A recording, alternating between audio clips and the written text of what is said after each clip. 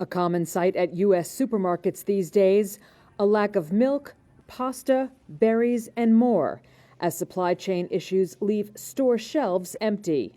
There's no meat, no toilet paper. It's crazy. High demand for groceries combined with soaring freight costs and Omicron-related labor shortages are creating a new round of backlogs. Katie Dennis is VP of Communications and Research at the Consumer Brands Association, a trade group for packaged goods.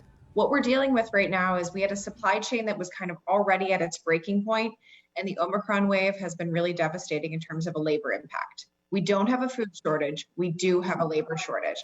The consumer packaged goods industry is missing around 120,000 workers, out of which only 1,500 jobs were added last month, Dennis said.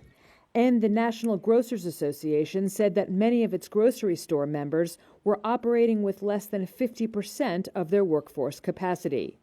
Meanwhile, experts say demand over the last 5 months has been as high or higher than it had been in March 2020 at the beginning of the pandemic.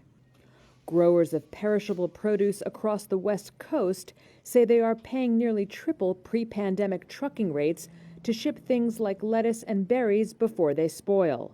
Warren Briggs left his market just outside of Washington, D.C. with far less than what was on his shopping list. And I went to get some bananas, and there's just 4 or 5 bananas.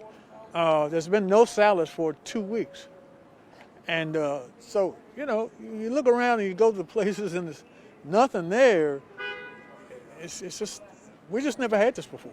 The CEO of ConAgra Brands, maker of Bird's Eye frozen vegetables, told investors last week that supplies from its U.S. plants could be constrained for at least the next month, while Albertsons CEO said he expects the supermarket chain to confront more supply chain challenges over the next 4 to 6 weeks.